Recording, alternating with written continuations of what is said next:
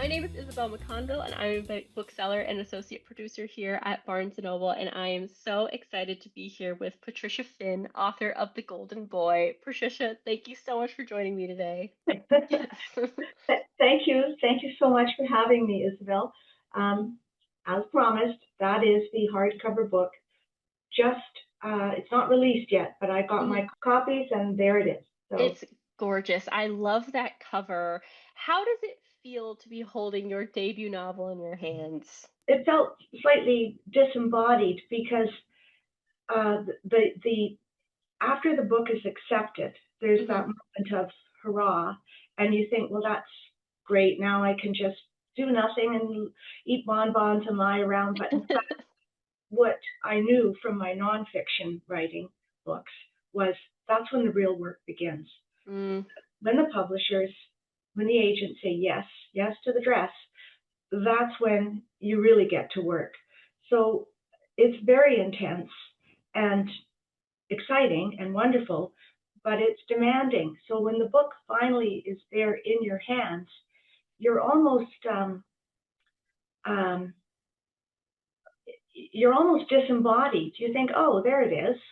Um, so the elation is not as exciting as publicly exciting. It's very internalized. At least it was for me. It was like, well, well now, look at that.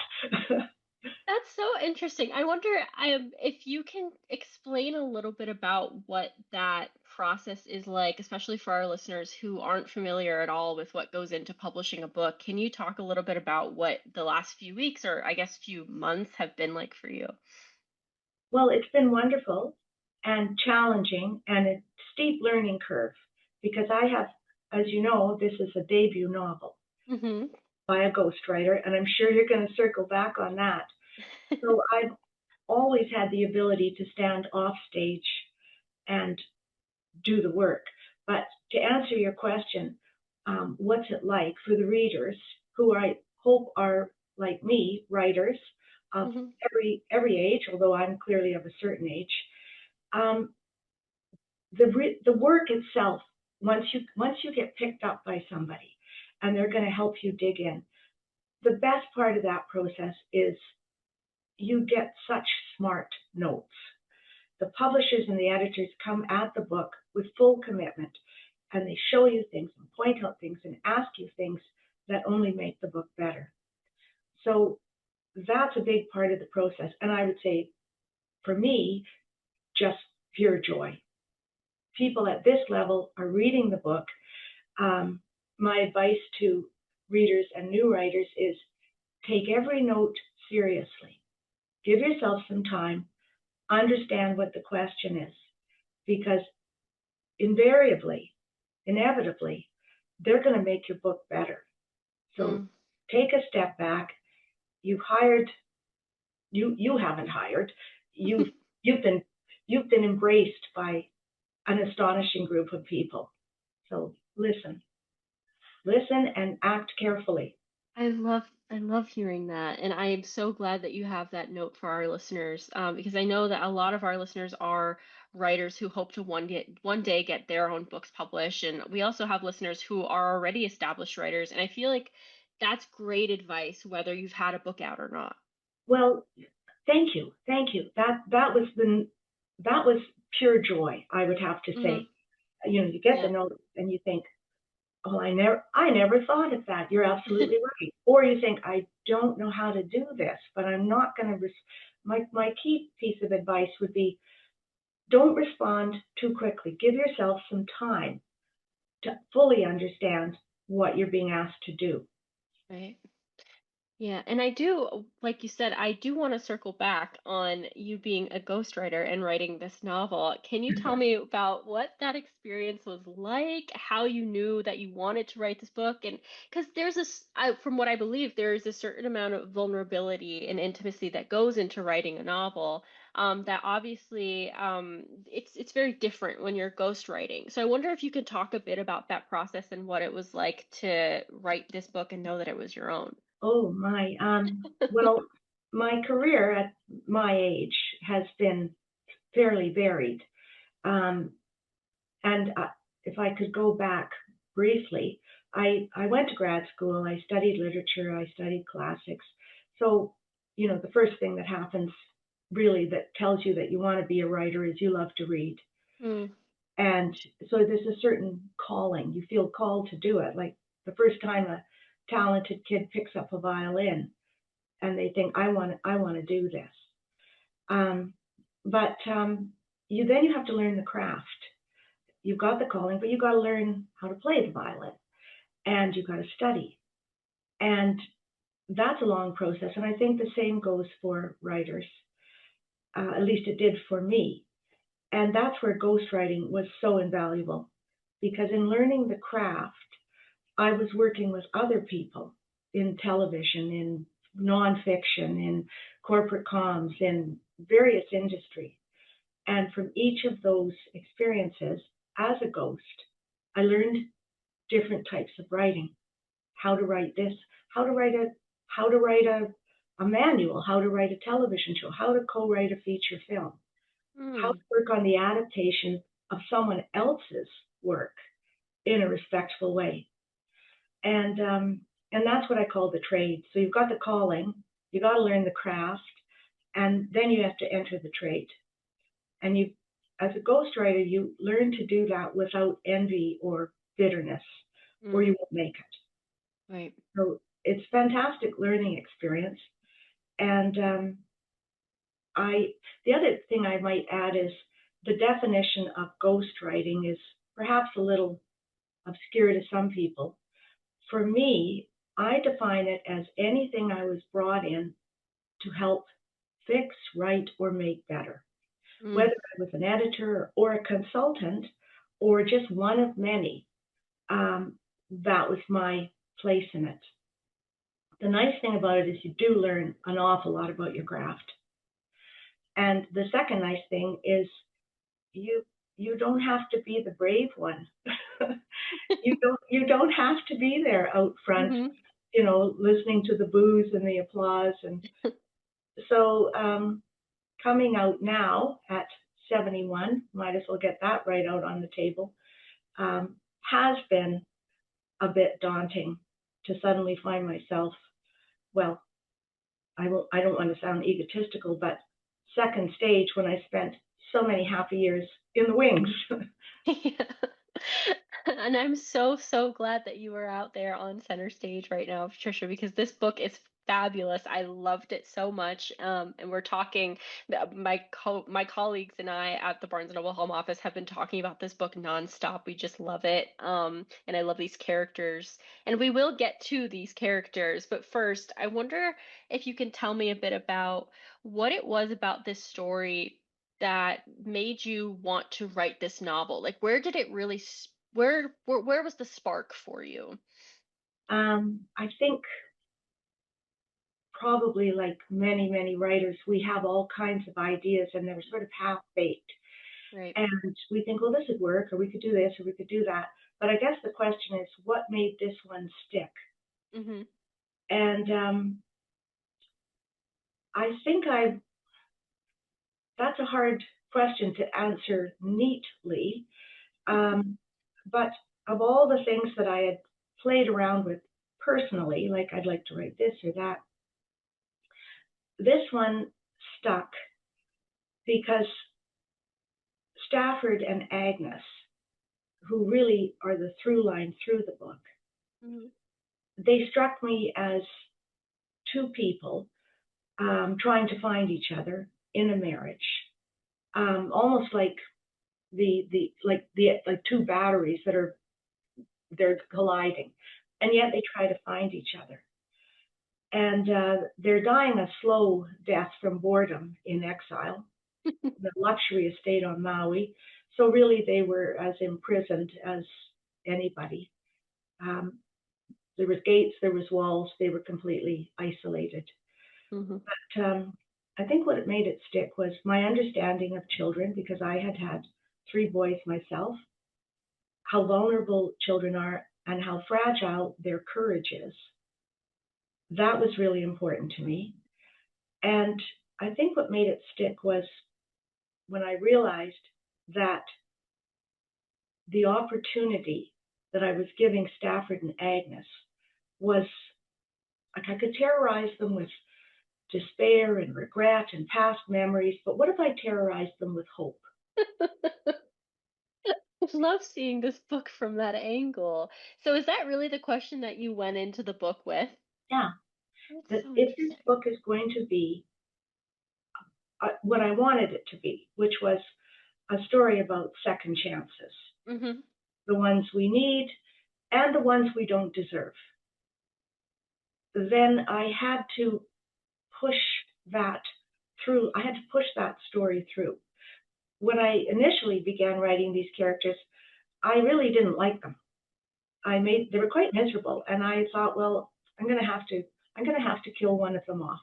But I realized I I wouldn't have a book, and more troubling, I was starting to like them. Mm. I was starting to care about them, and that I think was the sticky part that kept me going. Whose voice came to you first? Because, like you said, we have Stafford and we have Agnes, and they're both such interesting, compelling characters. And I love that they're difficult. I love that they kind of live in this gray area of neither one being a great or terrible person, whatever those things mean, really. I I, wonder, did you come to one of their voices before the other? yes, I came to Stafford's voice first, Um, and an early reader said something interesting to me.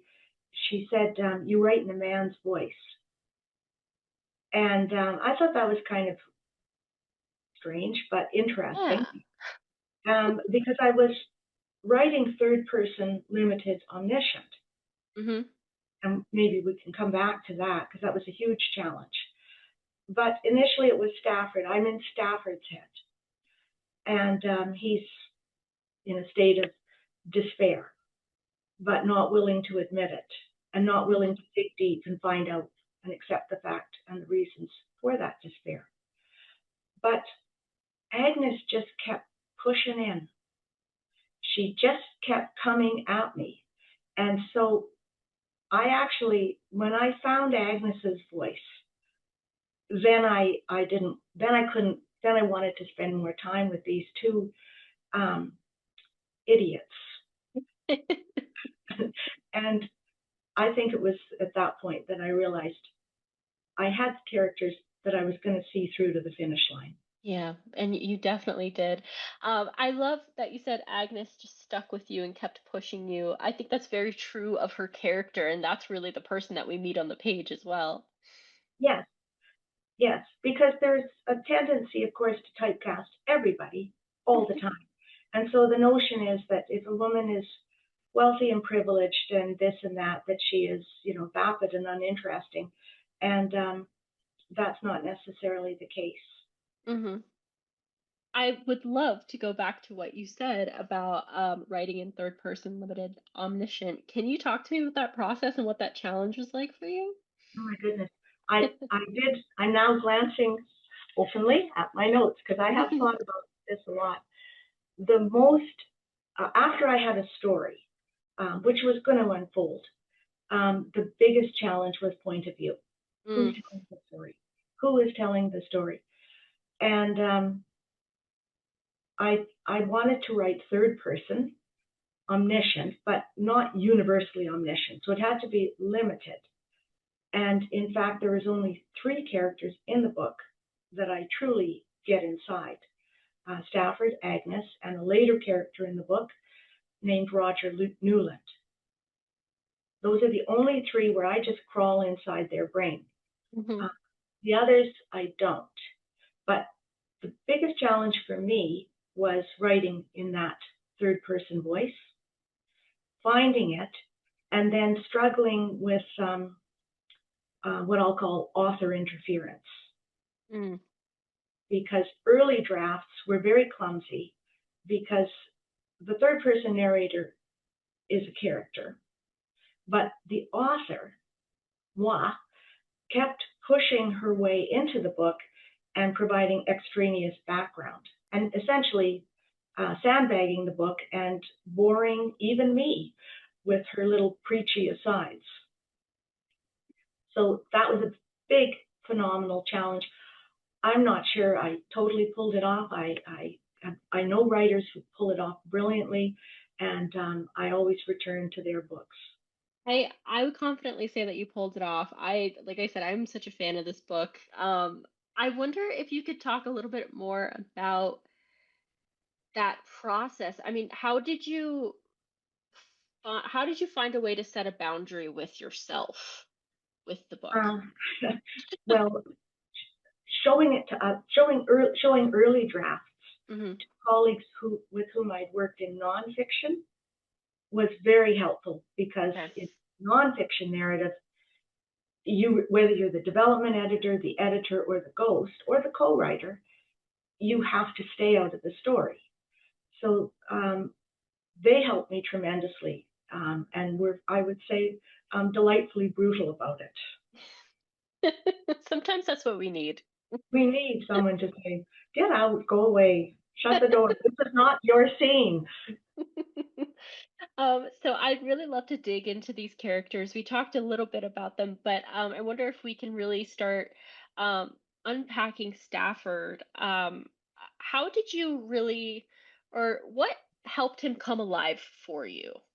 I felt with Stafford that this man was so buttoned down and so lost and mired and hidden behind layers and layers of, well, philosophy, and he was always playing a role, that the only way I was going to unpeel that man was to basically throw him into the washing machine time and time again. Just keep throwing him in.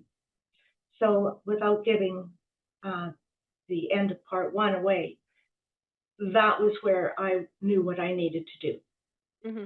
Because he is being haunted by ghosts and memories, which he can't keep outside the gates of his gated estate or his own heart. But he's still got a lot of protective walls, and walls and gates are a big subtext in the book, to keep all that stuff at arm's length. So I had to, I'll just, not to double beat this, but I knew I had to toss him into the washing machine, Hmm. not once, but several times, until we reach the end of part two and the decision is made almost for him. I'd say so. And we learned that Stafford worked as a television executive for many years. Can you walk our listeners through what his experience in Hollywood was like and where it's left him when we meet him in the novel, as well as why you chose that as his background? Um, to answer the last question first, I knew a bit about that profession. Mm-hmm. My husband, J.P. Finn, had been not a television executive, but a television producer. Mm-hmm. And so he had worked his way up in that industry, the trade, if you will, from, assistant, horseback wrangler, um, uh, second AD, third AD, first AD, production manager, line producer, until he reached a level of producer and executive producer on some shows that did incredibly well. So that included the X-Files, Mm. for which he won with other producers 3 Golden Globes, Arrow, The Flash, the early version of 21 Jump Street with Johnny Depp, Mm-hmm. and a long career in television. Now, we were not in Los Angeles, we were in Vancouver, Canada, but the shows were coming to Canada, to Vancouver in particular. So Canadian crews were getting a fantastic opportunity on these shows. So I knew something about the world.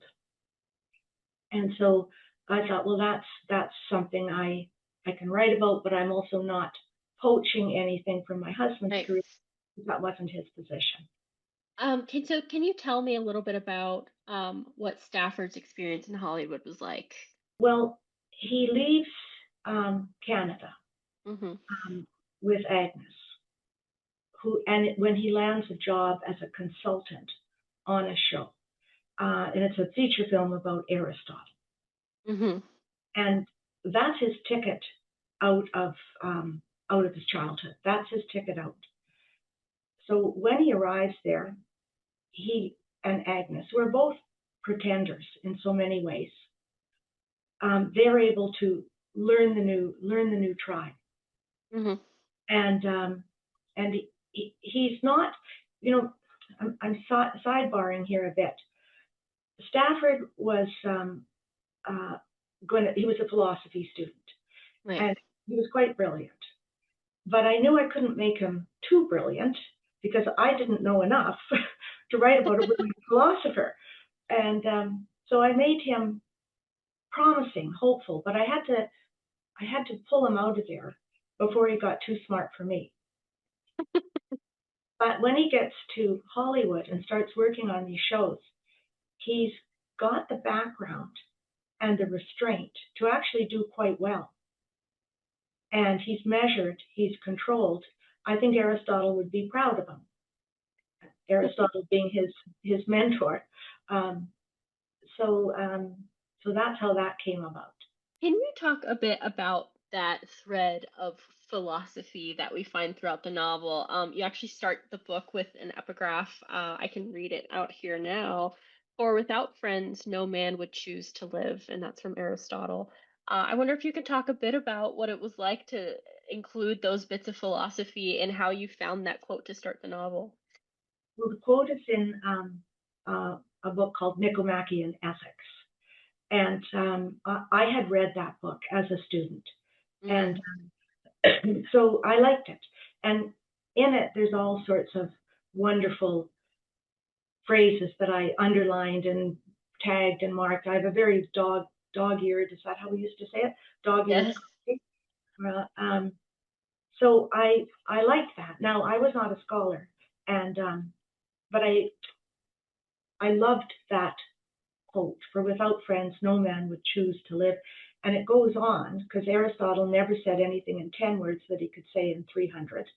Uh, so I shortened it for readability. I literary license there. But the quote goes on to say, for although he had everything else in life, although he had all other goods, prosperity, wealth, money, status, a free man in the city-states of ancient Athens, top of the pyramid, but without friends, it wasn't worth anything. You wouldn't want to be alive without friends. And I thought that was very emotional for a philosopher in ancient Athens. Yes, I would agree. I think it's so interesting to look back on, yeah, things like philosophy and see that what Aristotle was mulling over in his day-to-day life are very similar to what we mull over in our day-to-day lives. I think we tend to think of our ancestors and the generations before as something other than us, when that's just not the case. So I really love that you weaved in those quotes from Aristotle, and you start every chapter with a quote, and you also name your chapters. So we do have chapter titles in this book, which I am such a fan of. Can you talk to me about that process of choosing all of your quotes and naming your chapters? The book is also a an allegory. Right.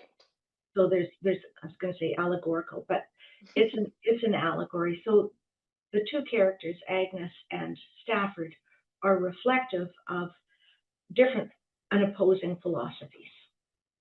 But they are but it's allegorical, which was another problem with the early drafts. The allegory allowed me to structure the book, but again, it was too intrusive. Mm, So maybe we come back to that in a moment.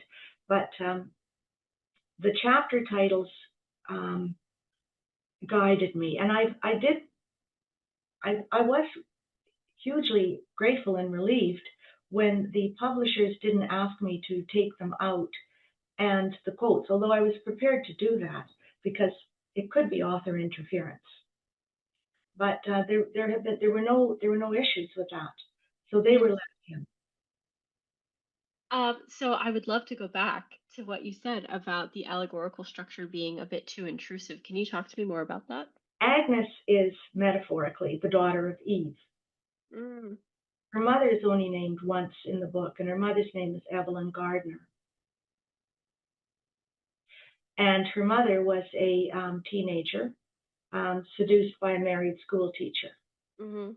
And we all know how we feel about that sort of behavior now. But at the time, and even now, um, the victim is blamed too often. Mhm. Agnes, so her mother, Evelyn, is of course banished from the Garden of Eden, which is her community, and sent to a convent for unwed mothers where Agnes is born, her daughter. And her mother's only 16, 15, 16 years old. Mhm. And the nuns name the little girl Agnes, which in Latin means purity, goodness. And her mother, Evelyn, I would say in a show of guts for a teenager in 1945, doesn't give the baby up for adoption, but takes the baby, moves to a larger city, and tries to make a go of it by Mhm. masquerading as a widowed, she'd been widowed in the war. And she's, their husband died in the war, and she can create a new identity. So to me, um, her mother, Eve, is destroyed. She's broken.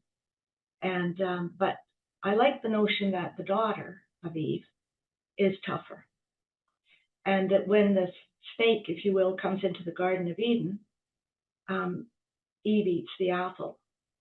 But when the snake comes into the Garden of Eden, the gated community, or Agnes's life, she has a gun and she's going to shoot it. Mhm. So that was that, and so sort of the book of Genesis, the misogyny of the book of Genesis, Mhm. and then I countered that with Stafford, and Stafford's quotes are all philosophy, Aristotle, the cool, level-headed philosophy, Right. and that was that part of the allegory, and then the third part of the allegory was me wondering, well, what's the bridge? What is the bridge between philosophy and and misogyny? Because both can be cruel and both can be elitist. And that was Bobby Shepherd, because the bridge, thematically, to me in the book, is mercy. And Mm. Bobby Shepherd is a character of tremendous mercy and courage. I loved Bobby. I wonder if you can talk to me more about how you came to his character, and what it was like to write him on the page. I loved writing Bobby Shepherd. Mhm. I loved the boy and the and the purity of that friendship with Mhm. Stafford. Those two little boys and the friendship they develop before society, the world at large, tells them that no, you're not the same. You're Yeah. not the same. Stafford, you're this. Bobby, you're that. But seeing the friendship through the lens of the writer, the magic of that friendship, and and really the purity of it. But there is a split between the two boys that comes inevitably when society at large starts to point out their differences. Mhm. And the key difference between them was um, beauty. Mhm. Stafford is a beautiful boy, and he's going to be a beautiful man. And Bobby is a homely boy, and he's going to, in time, likely be a very homely man. And but at the same time, Stafford comes to the realization at some point that although Stafford, has been given tremendous physical beauty and Bobby has not, Stafford comes to realize that Bobby has a certain kind of moral beauty and courage Mhm. that really lights him from within. I can only imagine it was such a joy to write Bobby as a character. It was such a joy to read him. And I want to go back to Stafford and Agnes for a minute. You talked a bit about walls and gates and how they function within the book. And we know that Stafford, on one hand, he's very hard to get in touch with. I thought that was such an interesting point in the book where, he has multiple addresses and he refuses to carry a phone, even though Agnes buys him the latest phone every year, and practically begs him to carry a phone, and he just won't. He doesn't want that instant connection. And then we also have Agnes, who is deeply anxious and very afraid and focused on the security of their home. She kind of homes in on the security detail on their gate, and she's very nervous that someone's going to come and someone's Yeah, going to break in. I yeah. wonder if you can talk about those two, how those two function in the book and how they relate to those walls that these are characters put up. I think you're right, but I think at another level, they're both obsessed with walls. For Mm-hmm. Stafford, the wall is the wall between him and his authentic self, whatever that self is. Right. So he has layers of walls to hold people at bay, including Agnes. Mm-hmm. Agnes is Agnes is reconciled with the complete recreation of her background. Mm-hmm. She's not troubled by it. She's got the story, and that's the story. But she is obsessed with danger, because bad things have happened to that child, and Yeah. um, so her walls are very much physical walls. Check the gate, close the gate. Is the housekeeper up to something? um, Yeah. but Stafford's walls are internal. Mm. Yeah, I can see that. I wonder if you could talk more about Stafford being so hard to get in touch with, because I really I this book is set in 2003. So it's still before this era of instant connection that we're living in now. There's still a bit of, I think, there's still some space between then and now, when it comes to instant connection. And even then, when Stafford could easily have a phone and put it on silent, or have an email address and choose not to check it, maybe check it just once a week, he doesn't want to do any of it. So I wonder if you can talk a bit about how you feel about the instant connection of today and how that affects Stafford. Well, that's a really good point. I think the instant connection today is terrifying, Yeah. and I think that anthropologists are going to be digging into this and how it changed us Yeah. for, in decades to come. We have no idea yet Hmm. what this is doing, um, but it doesn't feel good. No.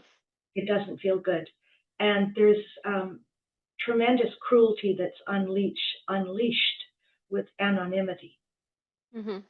and so much now is anonymous. Yeah.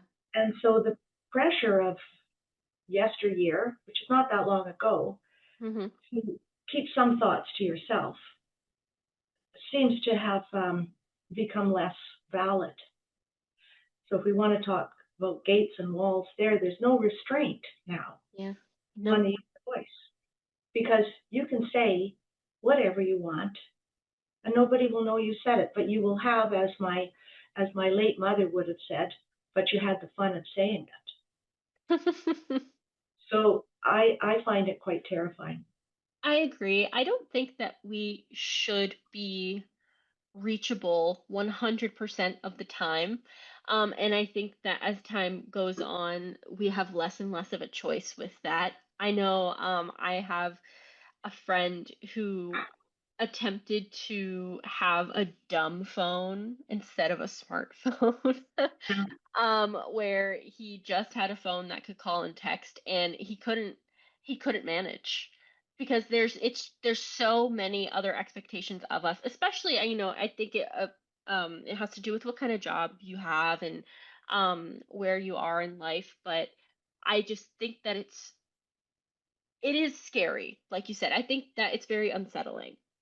It is. And I think Hmm. there's one point in it where Stafford refers to a cell phone, and remember this is 2003, Right. as an auditory leash. Yes. But now it's an auditory leash and a visual leash. Hmm. And human beings, we can't, or I'll speak for myself, I can't do that. Yeah. I think we all need to go to ground. Yes. And now it's sort of becoming much more difficult. And, I got out of my last job in corporate land was a communications director for a large company. Mm. And that was, but I got out of that job about 12 years ago. From 50 to 60, I worked there. And so we did have, we had blackberries, we had this, we had that, but it is nothing like I see one of my sons experiencing in their work life now, Yeah. where I see the distress rising because someone is always there. Mm-hmm. Yeah. Yeah, That's, that's such an unsettling but true way to put it. There is someone always there. yeah, and then you become afraid to turn it off. Mm-hmm. And when you do turn it off, you're going to get 150 emails saying, "I've been trying to get a hold of you," and you think, "Well, I don't want to talk to you," or I'm just chilling here, guys." Yeah. I just have to take a minute because I completely agree with you. I think also it causes us to be in this mode of constant performance because there's no way to turn it off. Um, and speaking of performance, that makes me think of Agnes and how she kind of performs in a way in the novel, or she has you have a passage where we're kind of in Stafford's brain, I'll say. We're seeing the world from mostly his perspective. And he's talking about when Agnes has just given birth to Callie, their daughter. And Yeah, he basically is talking about, or I have a quote here actually. He says, you say, afterward, Stafford felt sick and ashamed, and it was many years before he could look at his wife and his daughter and not see in his mind the moment when the one was cut out of the other's body like a tooth gone bad. Stafford loses patience with Agnes, and he doesn't understand why she won't comb her hair or brush her teeth and kind of perform being mother, perform being wife for him. Um, I wonder if you can talk to me about writing that scene, and especially the scene that comes after as well, where Stafford brings this to his colleagues and they all just kind of laugh it off and say, get a nanny. And yeah, that was their solution. I wonder if you can talk about including those bits of Agnes struggling with motherhood and the postpartum experience that she had. yeah. I think her postpartum experience was awful Mm-hmm. because she had had the previous disastrous childbirth. Now this is take two for Agnes, and she has no experience whatsoever with a happy childhood, happy family life. No one, I think her mother tried. I Mm-hmm. know her mother tried, but no one else ever really tried to take care of that little girl or that Mm-hmm. young woman. But she carried on, and so I think that her childbirth and the postpartum depression, fear, anxiety, and physical pain was horrendous for her. Mm-hmm. And I think there's another passage that says nobody came. There was nobody to come. Yeah. Mm-hmm. And Stafford had made it clear to her by then in his Hollywood career that we don't have any friends. We have people we like, we have people Mm-hmm. but friends, no, we don't have friends. So there was no one she could call. And I think she suffered terribly. I wonder if you could talk to me about including those experiences for Agnes from Stafford's perspective. Well, Agnes is now, it's a very good question, and I've never thought of it this way, but the first baby is from her perspective. Mm. So the second baby is from Stafford's. And I think that it shows Stafford's, well, here's the thing. He's hauled into a very messy delivery room. Mm-hmm. And Stafford, who likes to avoid all things messy, is suddenly in the midst of this intensely visceral experience. Yes. And and even though he's grown up on a farm and he's seen plenty of this and plenty of that, he's sickened by it. He doesn't hold up. It's too intense. He can't do it. And I think he's ashamed. Mhm. And and it kind of leads back to your point about how we all need to. Now people film their births and share Mm, them with people, and it's a pretty visceral experience. mm. And not everybody is great at it, Yeah. nor should they feel pressured to be good at Mhm. it, because it's not a performance. So I think from Stafford's point of view, it wasn't a performance, it was the real deal. And he simply couldn't cope with it, he couldn't address it. Yeah. So he starts hiring nannies. He starts taking advice from men whose own marriages and personal lives are not exactly, in his particular circle, models of success. Mhm. But he's taking advice from them. Yeah. I think it goes back to Stafford's, and please tell me if I'm wrong. I think it goes back to Stafford's childhood because something else that jumped out at me was how when Stafford's older brother Emmett, when he struggled with alcoholism, and Mhm. sometimes there Emmett would have to go away, is how you describe it. And whenever Emmett had to go away, Stafford couldn't talk about it. He basically had to pretend like it wasn't going on. And his Yes, parents would push down their big emotions. Stafford would just try and get out of the house. yes, Um, and so when he's pulled into this delivery room with visceral emotions, sure, he's seen, animals give birth, but he's not seeing the humanity in their eyes. yeah, He's always been told to shove that down or yes, pretend like it's not going on and to pretend like and to not face those hard truths. yes, yes. So I wonder if you could talk a bit more about Stafford's childhood and how his parents used to have him kind of perform and pretend like there was nothing going on, even though, there was so Right. much going on. Well, there was tremendous pain in the Mm, family, right. and struggle. And it was important to me that despite the struggle and the eccentricities of their personalities, that we understood that these were people who were trying really, really hard Yeah. Yes.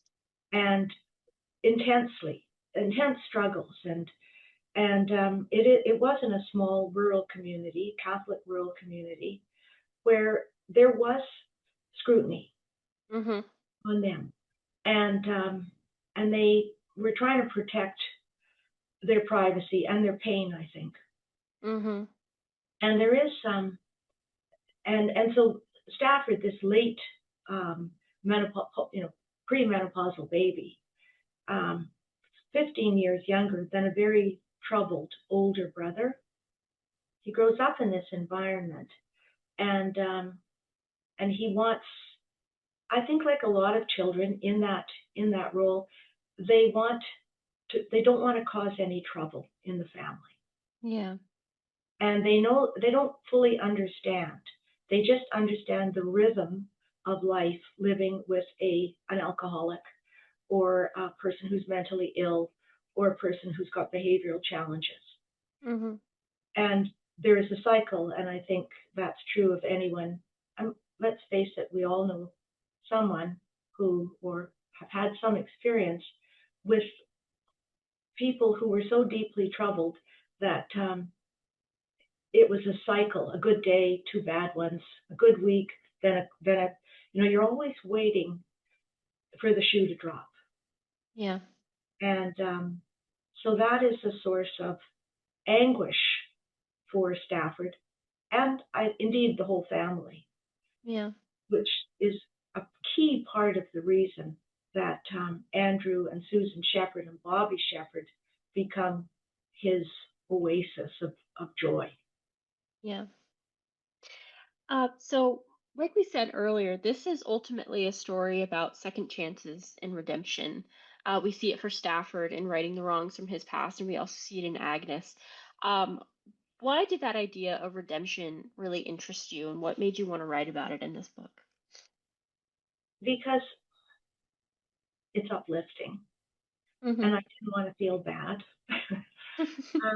Because I've seen in the lives of myself and in others that the wonder of redemption, the wonder of a second chance. And because there's a propensity of people to think that you get one second chance in Yeah. life, when in fact you get a lifetime of them. And that essentially every minute of every day in your life until your last breath is a second chance to get something right. And that's important to me because, well, we make mistakes, don't we? Sure do. So it's a theme. You think, well, I well, I got that one wrong, um, and I wanted Stafford. I wanted that to be a big part of the book because I'm veering off topic a bit here, but in addition to the challenge of the structure, who's telling the story? Hmm. Second big challenge was, well, what's the structure of this? Mm. What's the chronology? It's a three-part book. Part one is about a marriage, part two is about a friendship, and part three is about a family. Now, had I told the story in a linear chronological way, I would have started with the friendship, gone to the marriage, gone to the family. But that wasn't the right way to tell it. And that's not how life is either. That's not reflective of real life. I'm really glad you said that because I know the book is challenging the way I drift in and out of timelines. And I had a huge timeline actually written in felt pen on my office wall just to keep all these people straight and double check that, you know, Stafford's mother didn't give birth to Stafford when she was 103, just people moving in and out all the time. But I think in memory, we're always going back and forward in time. Yeah. It's never linear. Hmm. But my job as a writer was probably to make it a little more clear because I know there are points where people have been saying to me, "Where are you taking me?" And that was hugely challenging. And I've read writers that I loved and admired who did it masterfully, but I thought I'd give it a shot. And I loved how you did it. I really did. Since we are a bookstore, I'd love to hear about some of your favorite books or anything that inspired this story, if there is anything. So let's talk about books. Okay, I like this. Um, I realized the last few years that my reading muscle had become a bit flabby, if you like. And that kind of gets back to the ease of social media, and you can check Mm, this, you can get a little bit of this, a little bit of that, this and that. right. And it was affecting my brain. And I was getting kind of flabby. So I was reading books that were fun, but I wasn't really challenging that muscle. Mm. So I've been doing that since I finished this book, and it's been absolutely marvelous, wonderful.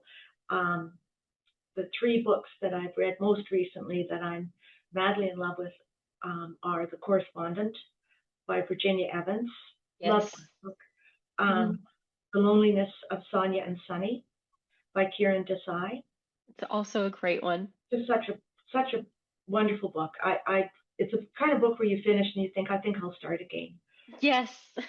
I And love she goes, books like that. and I love the way she goes all over. We're going all over the place with those two. And then the magic realism. I just loved the freedom of the writing and the Hmm. power of it. Yes. Nonfiction, loved A Marriage at Sea Hmm. by Elmhirst. So well written and so much fun to read. And drawing a blank, got a few over there. Angel Down, that was very challenging, but I found it very moving and in some ways very compassionate. And It's so that's the book that's written in one continuous sentence, right? yes, yes. And so I thought, well, that's what we call inventive prose. Yes. So I'm going to exercise the muscle here, and I thought it was incredibly easy to follow Mm. because I have a background in music as a piano player. Okay. So it's notation. It's music notation. And Mm. so when you stop thinking about a comma as a period, it's just notation. It's just like music. Take a breath, pause, take a little longer here, clip it up, staccato, slow down, right? And it's brutal and bloody, but there's a core of mercy in there that I liked, and of course layered with allegory and metaphor, and I enjoyed that. What else do I have over here? All of the Anne books. We in Canada we just call them the Anne books. Anne Patchett, and you know the Anne books. Yeah. Catherine Chidgey, I read her book, the Book of Guilt. Right. Yep. It has been released in other countries, but I enjoyed it because it's dystopian, and I like dystopian literature. Hmm. And that took me back to um, Malcolm Lowry's Under the Volcano, Oh, because for me, and probably for many, there are books that we sort of think we read, but we never read them properly. yes. And you think, well, I sort of read that, but I didn't really. So I was interested in that one because Malcolm Lowry wrote that book in an old shack by the sea just down the mountain from where I live. And I used to hike past there every day. Oh, wow. So, and there's a bench there saying this is where he wrote the book, and this is where he, well, we all know the end there. He drank himself to death.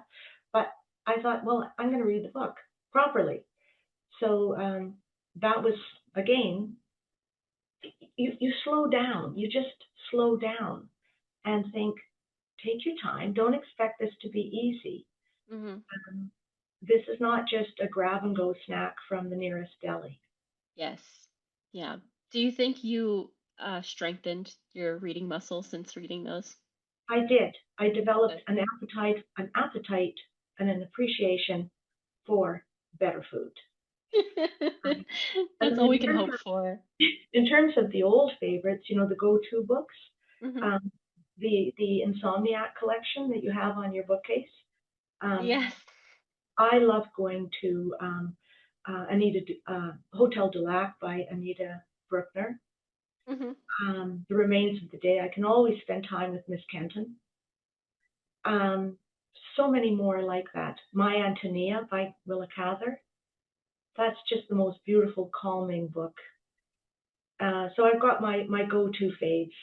That's so great. And I hope all of our listeners go and pick up some of those titles if they haven't read them yet. After, of course, they get yours. Patricia, thank you so much for being here today. I urge everyone to go grab their own copy of The Golden Boy. Thank you. And this has been, I get nervous about these things beforehand, but you've made it so easy for me to talk to you and answer the questions. And I feel like I've made a new friend. So thank you. I feel that way too. Thank you so much, Patricia. Hello, readers. It's time for another TBR Top Off. We're going to recommend a couple of fantastic books to pick up when you stop in for your copy of The Golden Boy. I'm Mark at My Barnes & Noble in Cincinnati, and I'm joined by my book buddy Donald, who's going to kick things off because I know how much he loved The Golden Boy. Donald, hello. Hi, Mark, and hi, everybody. Yes, Golden Boy. I mean, it's the middle of February right now as we're recording, but Golden Boy is already standing out as being one of those top books of the year. Like everyone's going to be talking about it. It's got a lot of really great things that I think people will connect with. And I think it's going to have a lot of that buzz, kind of like The Correspondent by Virginia Evans has. Just out of the blue, no one saw it coming, and everyone's going to be talking about it. And also, The Correspondent's a great book, too. But mine for this episode is, and I'm doing it just like Oprah does, because it's technically one of her Oprah books from last year, Bridge of Sighs by Richard Russo. And I hope he would be proud because he was quite surprised when Oprah picked it because it's a 20-year-old book. But I love picking up books that I've read in the past. And when I was thinking about Golden Boy and the story that it's telling, it made me think of the character of Lucy from Bridge of Sighs. Lewis Charles Lynch, but they call him Lucy, since his initials are LC. So it's a really cute way to start the book, and he introduces that from the very beginning. But it's really about small town life, about this couple that are, in their 60s, looking at where they are, the good and the bad and the sad. I mean, it starts off with a really sad passage about something that happened, when they were younger. But it gets to the point where, like, what is next? Where are we going to go next? What is our next step? What is the next part of our journey? 60 isn't the end of the world for these characters. And Lucy especially goes through a really transformative journey as he reconnects with an old childhood friend that's kind of living a much more the high life, I guess you would think, over in Paris. So they plan a trip and all this, but the book is also very much about the town they're living in now. And if you've ever read Richard Russo, he's very much about setting and place. It's as much character as the characters themselves. And so as they traverse through remembering what's happened to them in this town all these years, to the parts where they're finally, standing on the Bridge of Sighs, not a spoiler, it's on the cover, you see it. But there's just like revelation after revelation after revelation of what it really means to be at that age, to know that there's so much more to experience in your life beyond working and kids and family obligations, that some of the best things that can happen to you in what we would call your twilight years, right? And it kind of makes you hope that your life will speed up a little bit so you can get to those good parts, because so much more grand things happen to this couple and to Lucy as they progress through this story. So anyway, that was a long talk there, but the pick is Bridge of Sighs by Richard Russo. Anything by him, it's worth picking up. You're going to read Golden Boy, and this is going to be one of the picks that you're going to think of. Mark, what do you have for us? I mean, first of all, I couldn't agree more. Bridge of Sighs is fantastic. Richard Russo is fantastic. Yes, just sort of a perfect kind of place on the shelf next to Golden Boy. I decided to go with something because Golden Boy is such a heartbreaking and heartwarming title that I wanted to go with another literary balm, and something that shatters but also shields you, and that is Dear Edward by Ann Napolitano. This book is beautiful. It holds loss and grief and community and love for readers in very beautiful ways. It centers around a young boy named Edward who is the sole survivor of a devastating plane crash. And the impact of this catastrophe is felt throughout the nation. So Edward's personal journey becomes very, very public. It's a coming-of-age story that is just very, very special. It charts a young boy's path through heartache and finding his place in a world that is completely turned upside down. It's one of those special books, very similar to The Golden Boy, that just resonates in a way that can really gut you, but then just make you feel like the world can be okay by the end. So check it out, Dear Edward, Ann Napolitano. It's fantastic. Also, yes to Bridge of Sighs. Dear God, I haven't thought about that book in a while, and now I want to read it again. But that is all we have for today. Thanks so much for tuning in to Poured Over. Please make sure to give us a rating and subscribe so you don't miss any episodes. You can find us on our socials at Barnes & Noble. And I am Mark. You can find me at my home store at BN Westchester. Donald, where can we find you? You can follow my store at BN Livonia. All right, everybody. Thanks for tuning in. Have a good one and happy reading. Bye.